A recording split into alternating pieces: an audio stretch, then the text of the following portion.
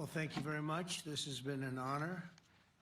It was a fairly long trip, but worth it. Tremendous things have been accomplished, as you probably noticed. Listened to a lot of wonderful speeches from the heads of a lot of wonderful countries. But I want to thank you for joining us at the conclusion of a highly productive NATO summit in the Netherlands. I want to thank them for the royal treatment they've given us. Couldn't have been nicer. And it's a beautiful country, really a beautiful country. Coming in, I saw the most beautiful trees. In fact, I want to bring some back with me. I want to also thank, I had breakfast this morning with the King and Queen, and they're incredible people. I said, you're central casting, beautiful people, great people, big, beautiful heart. And I enjoyed that. And also NATO Secretary General Mark Rutte, who's been terrific. He's been a friend of mine, used to be right here running this wonderful country. Now he's the NATO Secretary General. He's doing a fantastic job. And the Prime Minister, we appreciate everything you've done. And as you know, last weekend, the United States successfully carried out a massive precision strike on Iran's nuclear enrichment facilities, and it was very, very successful. It was called obliteration. No other military on earth could have done it, and now this incredible exercise of American strength has paved the way for peace with a historic ceasefire agreement late Monday, and we call it the 12-day war. Spoke to a few people. I guess that just sounded like the right name. It was a 12-day war. And we think it's over. I don't think they're going to be going back at each other. I don't think so. Not only have we dealt decisively with the critical threat of Iran's nuclear program, which was what I wanted. I said, Iran cannot have a nuclear weapon. I've said that for 15 years, long before I decided to do the political thing. But we've also reasserted the credibility of American deterrence, which is like no other. The people at NATO said there's never been anything. You know, I rebuilt the entire military during my first term. And we have a great military. We have great generals. I got to know the good ones and the bad ones. We kept the good ones. Over the past 2 days, I was honored to participate in the NATO leaders meeting and also had extremely good individual discussions with the King and the Queen, Secretary General Rutte, and the Prime Minister. Great discussions. Very knowledgeable people. Major focus of our conversations at the summit was the need for other NATO members to take up the burden of the defense of Europe, and that included the financial burden. As you know, it was 2%, and we got it up to 5%. And they said, a couple of them came up to me, one in particular said, sir, we've been trying to get it up to 3% for 20 years, and we haven't been able, and you got it up to 5%. So they're going to be, most of them, I guess almost all of them, are going to be contributing now 5%, a number that people are surprised at, but you need it today.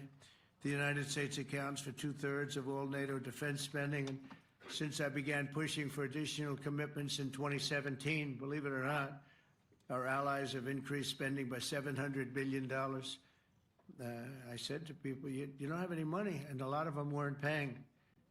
And so I started the process, and I picked it up as soon as I got back, which is 6 months ago. And following my election last November, almost all have accelerated plans to reach the 2%, 3%, 4%, and then ultimately, very quickly, 5%. And all of this is going to be done very quickly, almost immediately. You probably know this as well as I do. I'm sure they've been talking about it. It's really been a big focus. In a very historic milestone this week, the NATO allies committed to dramatically increase their defense spending to that 5% of GDP, something that no one really thought possible. And they said, you did it, sir, you did it. Well, I don't know if I did it, but I think I did. This will be known as the Hague Defense Commitment, which is pretty good, pretty appropriate. When the allies reach this number, it will add more than $1 trillion a year. Think of that, $1 trillion per year to our common defense, and this is a monument really to victory, but it's a monumental win for the United States, because we were carrying much more than our fair share. It was quite unfair, actually. But this is a big win for Europe and for actually Western civilization. For years, past administrations failed to get most allies to contribute even the 2%. I remember when I came here, we had 4 countries that were up to 2%, and I remember Poland was there. A couple of them were there, and but most of them were. We had 28 at the time. As you know, it's increased a little bit, and they've agreed now to more than double their budgets in all cases. And Europe stepping up to take more responsibility for its security will help prevent future disasters like the horrible situation with Russia and Ukraine, and hopefully we're going to get that solved. Last week they lost 7,000 soldiers, mostly soldiers, but they're also getting hit in Kiev. They're getting hit in some of the towns also. And that means life. Life is disappearing also in the cities and towns. Should have never happened, would have never happened if I was president. I said it 1,000 times, and it never did happen. It's never even thought about. But it's vital that this additional money be spent on very serious military hardware, not bureaucracy, and hopefully that hardware is going to be made in America, because we have the best hardware in the world. You saw that, where 14 missiles were shot at us the other day. And they were very nice. They gave us warning. They said, we're going to shoot them. Is 1 o'clock okay? They said, it's fine. And everybody was emptied off the base, so they couldn't get hurt except for the gunners. They call them the gunners.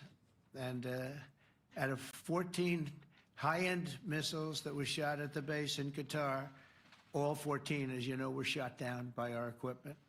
Amazing stuff. Amazing that they can do. It's like shooting a bullet with a bullet. It's the same thing if you think about it. 14 out of 14, and they weren't even that surprised. I said, do you do that well often? They say, we pretty much do, sir. The Ukraine crisis has also highlighted the urgency of rebuilding our defense industrial base, both in the United States and among the allied nations. We cannot afford to be dependent on foreign adversaries for critical minerals. And as you know, we made a deal with Ukraine to take a vast amount of the land they have for minerals. We need it. And once again, I want to thank all of the people in the Netherlands, incredible people. It's a great place. And all of the NATO allies for the tremendous summit that we just had. A letter just came in, and a statement came in from the Atomic Energy Commission of Israel. And I just wondered, this is an official letter, and they're very serious people, as you know. The devastating U.S. strike on Fordo destroyed the site's critical infrastructure and rendered the enrichment facility totally inoperable. It was devastated. We assess that the American strikes on Iran's nuclear facilities has set back Iran's ability to develop nuclear weapons for many years to come. This achievement can continue indefinitely if Iran does not get access to nuclear material, which it won't. It's so sad that that whole thing had to go. But I just want to thank our pilots. You know, they were maligned and treated very bad, demeaned by fake news CNN, which is back there, believe it or not, wasting time, nobody's watching them, so they're just wasting a lot of time, wasting my time. And the New York Times, they put out a story that, well, maybe they were hit, but it wasn't bad. Well, it was so bad that they ended the war. It ended the war. Somebody said in a certain way, you know, that it was so devastating, actually. If you look at Hiroshima, if you look at Nagasaki, you know, that ended a war too. This ended a war in a different way, but it was so devastating. Also, they have, out of Dubai, just came that Iran's foreign ministry spokesman, this is Iran's foreign ministry, says its nuclear installations were very badly damaged by the American strike. So what bothered me about these reports with fake reports put out by the New York Times, failing, I call it the failing New York Times because it's doing terribly. Without me, it would be doing no business at all. But, and by fake news, CNN and MSDNC, all of these terrible people, you know, they have no credibility. You know, when I started, they were at 94% credibility, the media. Now it's at 16%.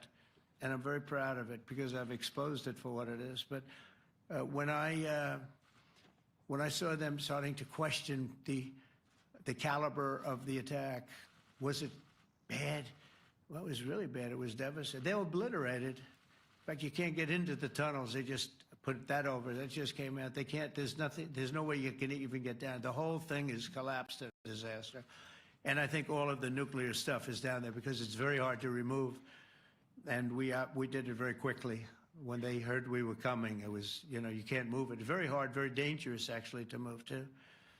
And they also knew we were coming, so I don't think too many people want to be down there knowing we're coming. With the bunker busters, as we call them, we're the only ones that have them. We have the best equipment, best nuclear equipment, and we have the best equipment in the world. And by the way, we can't forget our submarine, which was out there, submarines actually, but submarine was out there. We shot 30 rockets into an area, every single one of them. I think it was almost 400 miles away, I think, Pete, right? 400 and long. It was in the ocean, long ways away. And we shot a total of 30. Every single one of them hit within 9 inches from where it was supposed to be. It took out a lot because we didn't do just Fordo. We did 2 others in addition, which hadn't been completely destroyed. So we hit them with a submarine from hundreds of miles away. Amazing, just amazing equipment. Greatest submarines in the world. Nobody's even close. They're 20 years behind us when it comes to submarine technology. So that's one, and the other was from the Atomic Energy Commission. And they have about 3 or 4 of them now coming in from atomic energy commissions from various places. But the one that we have that just came out, we released it a little while ago, was from the Israeli Atomic Energy Commission. But numerous of them are getting to see the site, and the site has been demolished. And again, we had these brave patriots, these incredible flyers, these people that can fly a plane better than anybody can fly a plane, going into very hostile territory, flying into the territory that has got more missiles and things pointed at it, but it was very stealth. They didn't get to see it. It was dark. That's the amazing thing about the shots. They hit the shots perfectly, and yet it was dead dark. There was no moon. There was no light. It was virtually moonless. It was very dark, and the shots were hit perfectly. But when they get demeaned, and they were very upset about it because they knew how strong it would be. Back in Missouri, the pilots flew about 36 hours, 2 ways, far distance, and in those incredible B-2s. And we then had the F-22s, and we had the F-35s, and we had other planes, and we had, I think, a total of 52 tankers. That means the big tankers, because the refueling was a lot for all of the different planes that we sent. Incredible operation, and I have to say, General Raisin Cain was incredible. That's why he beat ISIS, and we beat ISIS in a matter of weeks. I was told it would take 4 to 5 years. We did it in a few weeks, and he was great. That's why he's the head of the Joint Chiefs of Staff right now, because I had a very good experience with him. He knocked out ISIS in a period of literally a few weeks. Amazing. And it was supposed to take a few years, 5 years to be exact. So we had a great victory there, and we then came here, and I think we had a great victory here. But this is an ongoing project. This is the safety of Europe, the safety of the world. And they've raised it from 2% to 5%, something which nobody, and you're talking about over $1 trillion a year. So we're talking about a lot of money coming in from countries that we're not paying nearly enough to be effective. So I have, as you know, Marco Rubio with me, and Pete Hegseth, Secretary of State and Secretary of War. Should we say Secretary? You know, it used to be called Secretary of War. Maybe for a couple of weeks we'll call it that, because we feel like warriors. It used to be called Secretary of War. In fact, if you look at the old building next to the White House, you can see where it used to be Secretary of War. Then we became politically correct, and they called it Secretary of Defense. I don't know, maybe we'll have to start thinking about changing it, but we feel that way. Do we have any questions, please? Wow. That's a lot of questions. Who's a nice person? Oh, you're not a nice person, but I'll let you ask one. Go ahead. What's he going to ask? He is not nice at all. I know him well. Thank you, Mr. President. Yeah. Thank you for taking the time before flying home. You just said you believe the conflict between Israel and Iran is over. What makes you so confident it is? And what do you do if it isn't? Because I dealt with both, and they're both tired, exhausted. They fought very, very hard and very viciously, very violently, and they were both satisfied to go home and get out. And can it start again? I guess someday it can. It could maybe start soon. I think a big telltale sign was when, as you know, Iran somewhat, by not much, violated the ceasefire, and Israel had the planes going out that morning, and there were a lot of them, 52 of them. And I said, you got to get them back. And they brought them back. They didn't do anything. They brought them back. It was very good. I thought it was amazing, actually. They have fought a hell of a war. They fought very hard. I think the war ended, actually, when we hit the various nuclear sites with the planes. And I just hope you people can give these pilots, these are the best pilots in the world. They're the best shots in the world. They call them shots. That's what they are. And wait a minute. And I just hope you can give them the respect they deserve, because they came home to fake news. And like, oh, gee, there was hardly any damage. The things are decimated. So, but I think, no, I think they're very much finished. I think Israel's going to get back to doing what they do. And I think that Iran's going to get back. You know, Iran has a huge advantage. They have great oil, and they can do things. I don't see them getting back involved in the nuclear business anymore. I think they've had it. They've been at it for 20 years, and I don't see that happening either. Now, if it does, we're always there. It won't be me. It'll be somebody else, but we're there. We'll have to do something about it. Yes, please, go ahead. Go ahead. Oh, fake news, CNN? Oh, yeah, here we go. Wait till you hear this question. You should really say how great our soldiers and our warriors are. I think everyone appreciates our soldiers and our warriors. I do have two questions for you, Mr. President. You just cited Israeli intelligence on these attacks. Earlier, you said U.S. intelligence was inconclusive. Are you relying on Israeli intelligence for your assessment of the impact of the strikes? No, this is also, Iran made the statement, and it's also, if you read the document that was given, that Pete can talk about if you'd like, the document said it could be very severe damage, but they didn't take that. They said it could be limited or it could be very severe. They really didn't know, other than to say it could be limited or it could be very, very severe.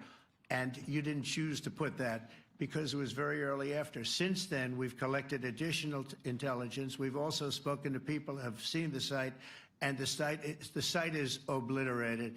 And we think everything nuclear is down there. They didn't take it out. Okay, question? Please, go ahead.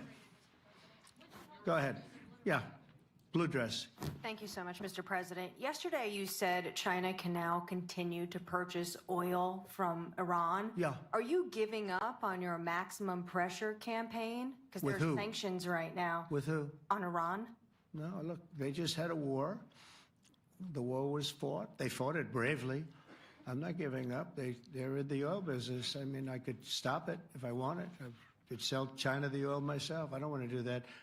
They're going to need money to put that country back into shape. We want to see that happen. Would it? No, if they're going to sell oil, they're going to sell oil. We're not taking over the oil. We could have, you know. I used to say with Iraq, keep the oil. I could say it here, too. We could have kept the oil. No, China is going to want to buy oil. They can buy it from us. They can buy it from other people. But you're going to have to put that country back into shape. It desperately needs money. Yeah. Yeah, please. Here we go. I'm picking the beauties today. Go ahead. Mr. President, Secretary General Rutte has described President Putin as an adversary, a threat, an enemy. Do you view him the same way? And in addition to that, you mentioned General Kane, your chief of staff, the chairman of the Joint Chiefs of Staff. General Kane. Yes. He has said that Mr. Putin has territorial ambitions beyond Ukraine. Do you view that in the same way? Possible. I mean, it's possible. I know one thing. He'd like to settle. He'd like to get out of this thing. It's a mess for him. He called the other day. He said, "Can I help you with Iran?" I said, "No, you can help me with Russia." Because, you know, in the last few weeks, we took care of India and Pakistan, Kosovo, Serbia. I think on Friday we have coming in, the Congo is coming in, and Rwanda is coming in. That was a vicious war that went on, a machete war, heads chopped off all over Africa. They're coming in. We did 2 others in addition to that. Nobody's ever done anything like this. No, I consider him a person that's, I think, been misguided. I'm very surprised, actually. I thought we would have had that settled easy. I've settled 4 of them in the meantime. But he did call up, and he said, you know, he's close to Iran. He'd like to help us get a settlement. I said, no, you help me get a settlement with you, with Russia.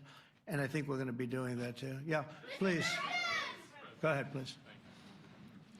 Thank you, Mr. President. You've made clear your position on what impact the strikes had. I wanted to ask you what is next with Iran. For instance, is there any indication from U.S. intelligence that Iran was able to move any material? No, just the opposite. We think we hit them so hard and so fast they didn't get to move. And if you knew about that material, it's very hard and very dangerous to move. It's called, in many people, they call it dust, but it's very, very heavy. It's very, very hard to move. And they were way down. You know, they're 30 stories down. They're literally 30, 35 stories down underground. You think you got it all? Oh, yeah, we think we got it. We think it's covered with granite, concrete, and steel. Can I ask you, are you interested in restarting negotiations with Iran? And if so, have they received? So our people, Marco could answer this, but our people are not, I'm not. The way I look at it, they fought, the war's done, and, you know, I could get a statement that they're not going to go nuclear. We're probably going to ask for that, but they're not going to be doing it. But they're not going to be doing it anyway. They've had it. They've had it. Now, maybe someday in the future we'll want that. But I've asked Marco, do you want to draw, I just asked him the question as we were walking on the stage, do you want to draw up a little agreement for them to sign? Because I think we can get them to sign it. I don't think it's necessary. Marco, do you want to talk about that, please? Well, Mr. President, I think President Trump has shown a willingness to meet and talk to anybody in the world who's interested in peace. I don't know of any president that's been as willing as he has to meet with anyone and talk about peace. We'd love to have peaceful relations with any country in the world. And so obviously that'll depend on Iran's willingness not just to engage in peace, but to negotiate directly with the United States, not through some third country or fourth country process. But I know of no president, probably in our modern history, that's sought peace more than President Trump has.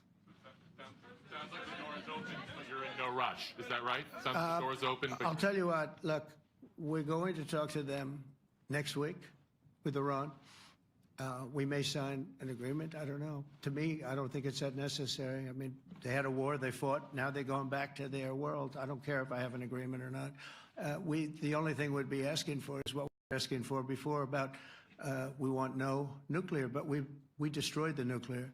In other words, that's destroyed. I said, Iran will not have nuclear. Well, we blew it up. It's blown up to kingdom come. And so I don't feel very strongly about it. If we got a document, wouldn't be bad. We're going to meet with them, actually.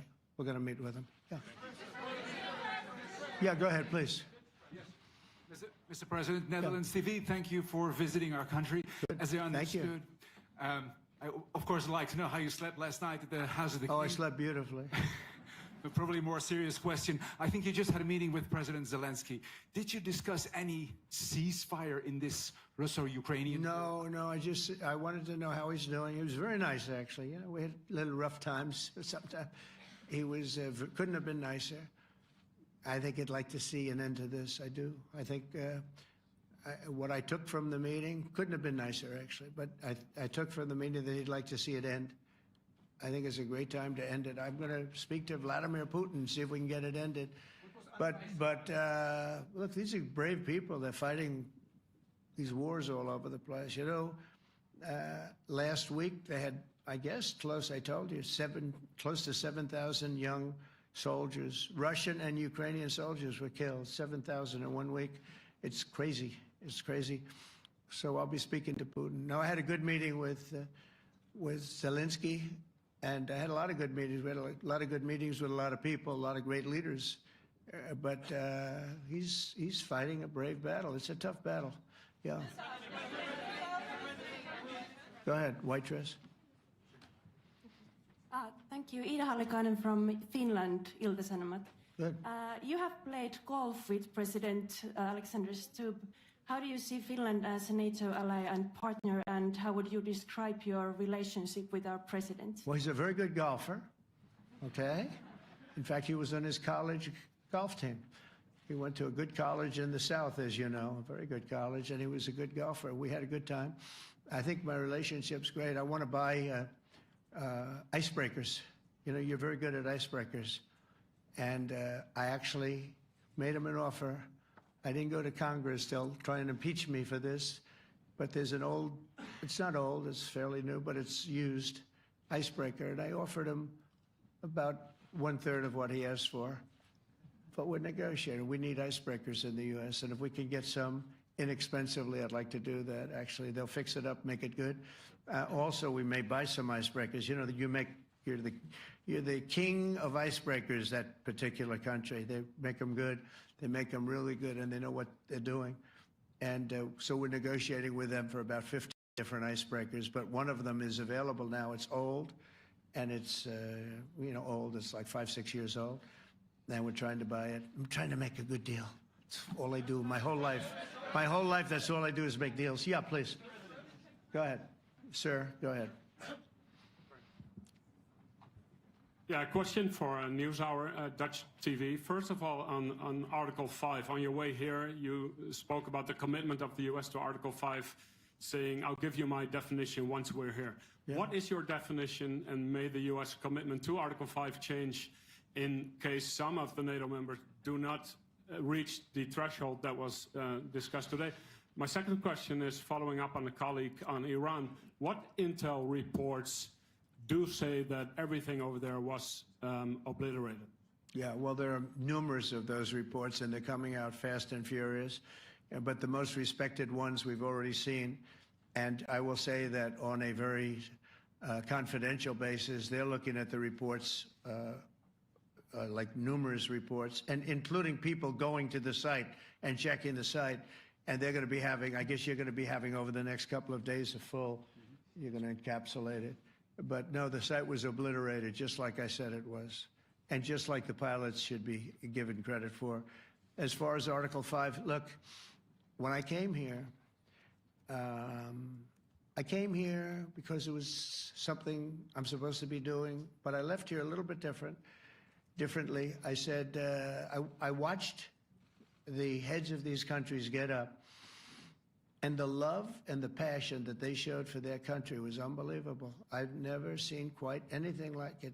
They want to protect their country, and they need the United States. And without the United States, it's not going to be the same. And you can ask Mark, or you can ask any of the people that were there. It was really moving to see it.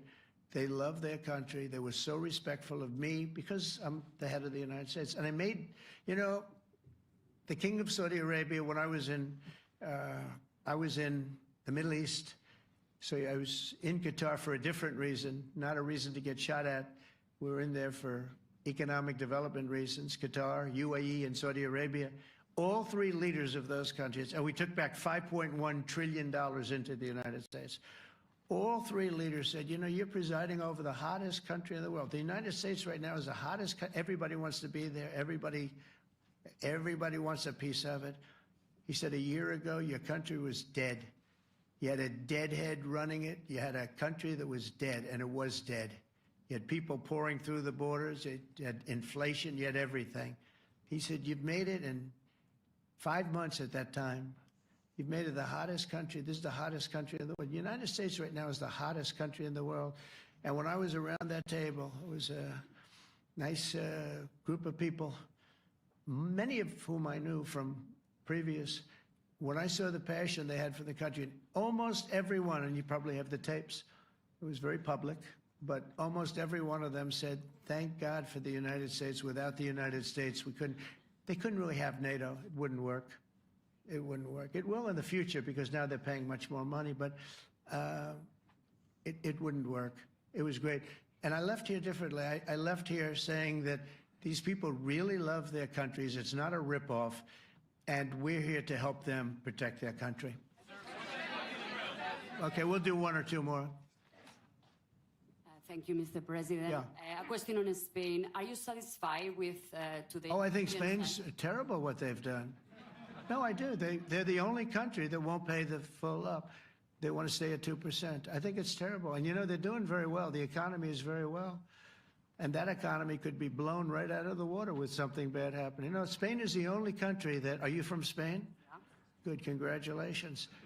You're the only country that is not paying. I don't know what the problem is. I think it's too bad. So we'll make it up. You know what we're going to do? We're negotiating with Spain on a trade deal. We're going to make them pay twice as much. And I'm actually serious about that. We're going to make Spain... I like Spain. I have so many people from Spain that it's a great place and they're great people. But Spain is the only country out of all of the countries that refuses to pay. And, you know, so they want a little bit of a free ride. But they'll have to pay it back to us on trade because I'm not going to let that happen. It's unfair. It's unfair to NATO. All right, sir, please. Go ahead, right in the back. Yeah, you, tall one. The tall man.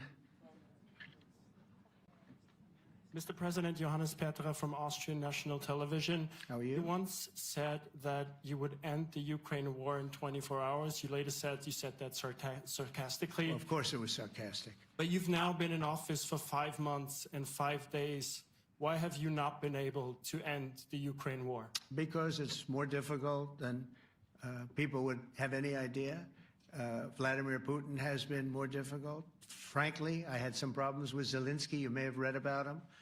And it's been more difficult than other wars. I mean, look, we just ended a war in 12 days that was simmering for 30 years, frankly. We ended Rwanda and the Congo. It's coming to sign the documents. We've already signed basic documents, but they're coming, I think, to the White House on Friday. We ended, Serbia was going to go at it. But maybe the most important of all, India and Pakistan. And that wasn't whether or not they may someday have nukes like we're talking about in the Middle East, like we're talking about with Israel and Iran. This is they have nuclear weapons. I ended that with a series of phone calls on trade. I said, look, if you're going to go fighting each other, it was getting very bad. You know how bad that last attack was. It was really bad. If you're going to go fighting each other, we're not doing any trade deal. No, no, no, you have to do a trade deal. I said, we're not doing any trade deal. And in fact, I had the general, who was very impressive. The general from Pakistan was in my office last week. You know, Prime Minister Modi is a great friend of mine. He's a great gentleman. He's a great man. And I got them to reason. I said, we're not doing a trade deal if you're going to fight. And if you're going to fight each other, we're not doing a trade deal. And you know what? They said, no, I want to do the trade deal. We stopped the nuclear war. Go ahead. Go ahead, Jeff. Here's another beauty, Jeff.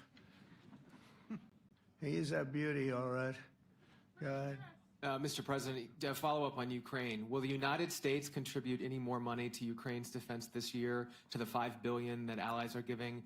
And one question, you had another meeting with the Dutch opposition leader, Mr. Wilders. Can you tell us about that meeting? And are you upset about his anti-Muslim stance? I'm not upset about it. It's just his view. He's unhappy with the way things are going in this country and various countries. He was an opposition leader. And I was asked to meet with the opposition leader by the people that are running. I think they have some deal where if you have a meeting, you're supposed to meet with an opposition leader. I said, that's strange. We don't do that. But I met with I didn't know him. He seemed like a very nice guy, but he's in opposition to the current people, and that was set up by the current people. So I assume when I met with the Prime Minister, you're supposed to meet with the opposition. We'll have to try that sometime in our country. Let's not do it. But I thought he was very good. As far as money going, we'll see what happens. There's a lot of spirit. Look, Vladimir Putin really has to end that war. People are dying at levels that people haven't seen before for a long time. Go ahead. Go ahead. White shirt. Oh, she's all excited. So, BBC News Ukrainian. I would Where are like you to ask from? I'm from Ukraine. Oh, So my wow. question to you is whether or not the U.S. is ready to sell anti-air missile systems Patriot to Ukraine. We know that Russia has been pounding Ukraine really heavily right now. Are you living yourself now in Ukraine? My husband is there. Wow. And I can see you're very, it's amazing. and me with the kids. I'm in Warsaw actually because he wanted me to be. Is your husband a soldier? No? He's There now? yeah Wow. That's rough stuff, right? That's tough. And you're living here? in Warsaw. And you're a reporter? I am. Good. So let me just tell you, they do want to have the missiles, okay, as they call them, the Patriots. And we're going to see if we can make some available, They're very hard to get.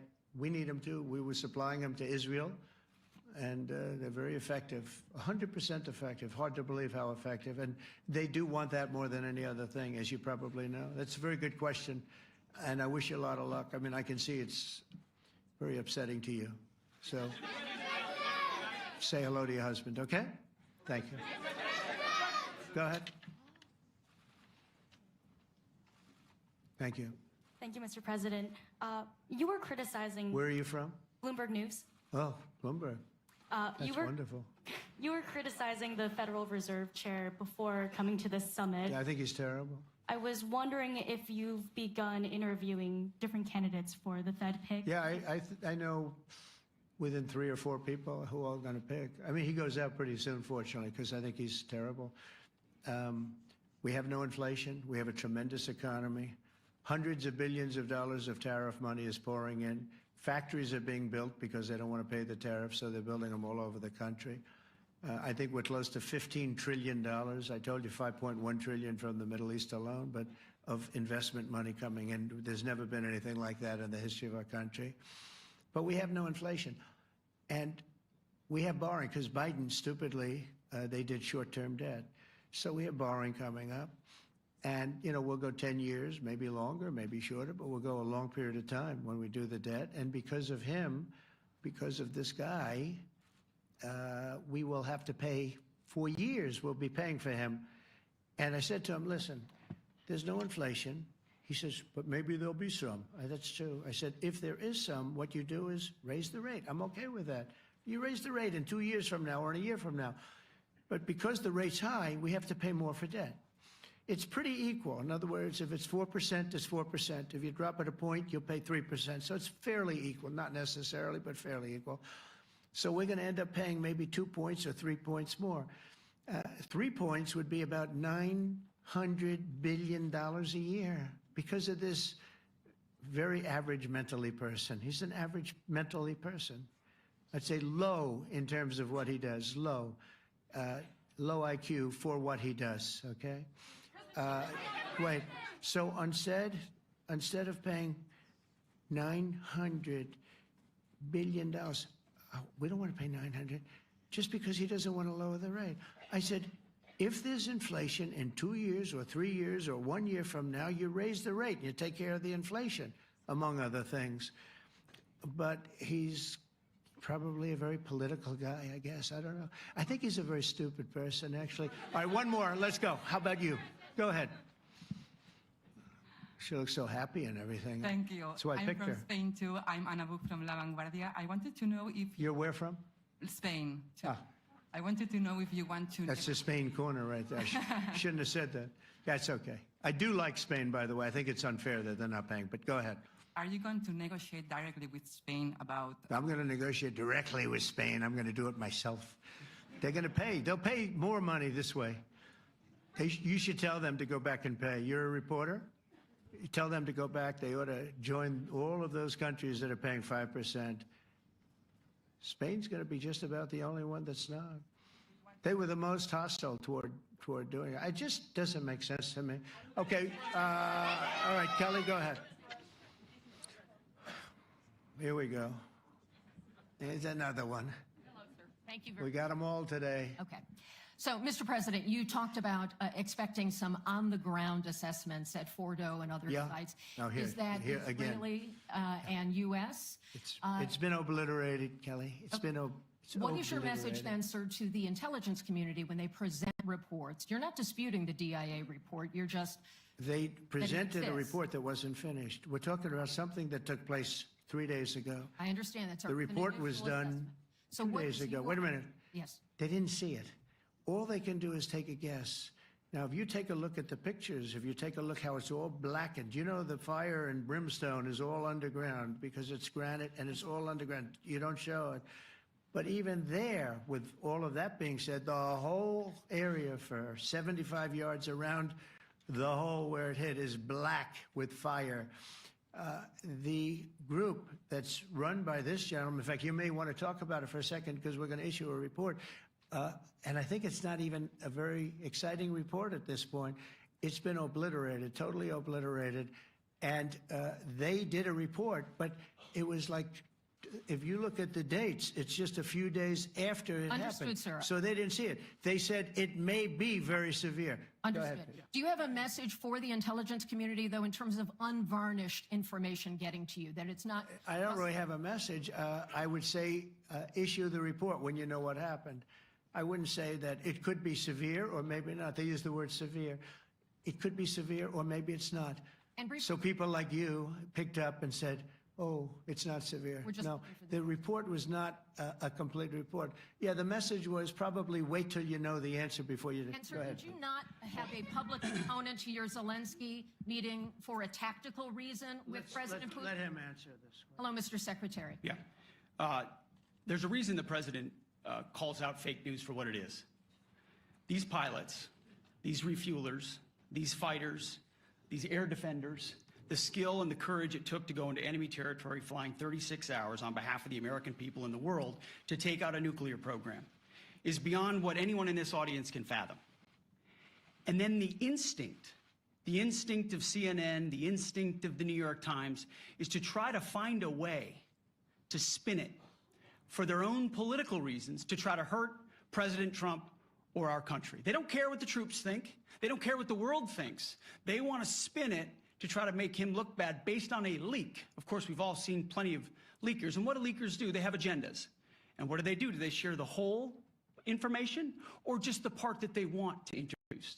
And when they introduce that preliminary, a preliminary report that's deemed to be a low assessment, you know what a low assessment means? Low confidence in the data in that report. And why is there low confidence?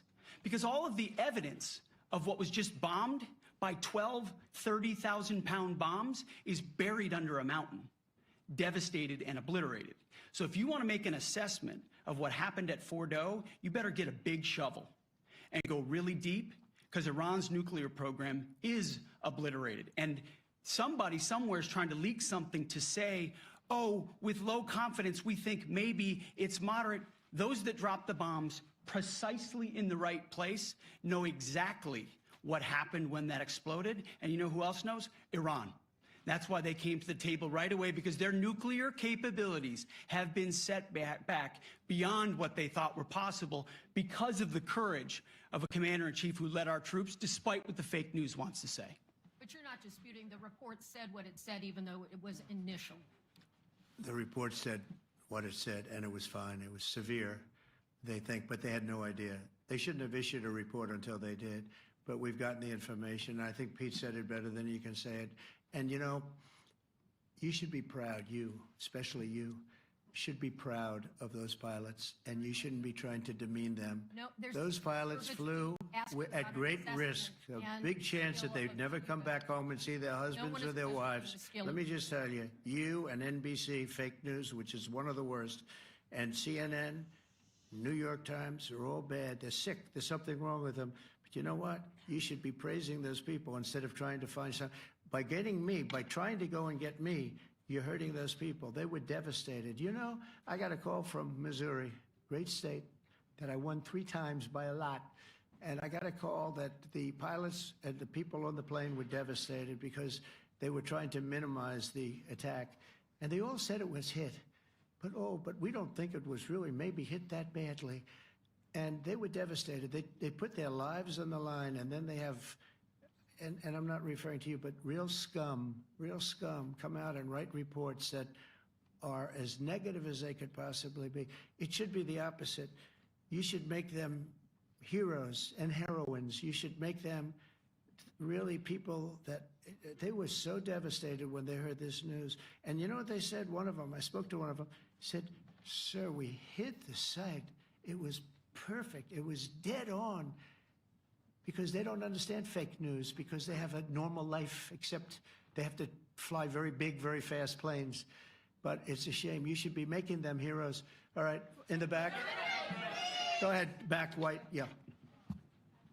White jacket, yeah. Go ahead, give my mic. Hello. Deborah Haynes from Sky News. Good. Mark Rutte, the NATO chief, who is your friend, he called you daddy earlier. Do you regard your NATO allies as kind of children? No, he likes me. I think he likes me. If he doesn't, I'll let you know. I'll come back and I'll hit him hard, okay? No? He did it very affectionately. Daddy, you're my daddy.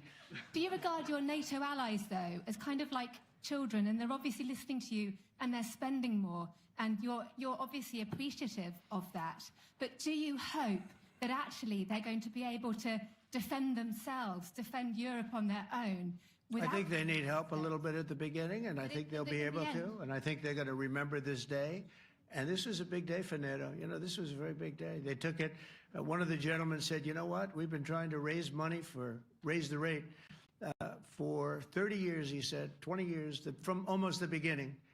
And he's been there for a long time. He said, "Until you came along, it never happened." What you did is amazing. It's been sort of an amazing day for a lot of reasons, but also for that. Yeah, go ahead. Do you think they can do it without you, though, in the future? Can they do it without Well, ask Mark. I mean, you have to ask Mark, okay? So we're heading back. We're heading back. I want to thank these two gentlemen behind me. They're incredible people, both of them. They've done a fantastic job. And Susie's in the front, and she's done great. And Monica, thank you very much. It was quite an exciting time. And we're going to be heading back. We'll be back soon, and we'll see you in Washington, D.C. Remember this, we have the hottest country anywhere in the world. Thank you very much, everybody. Thank you.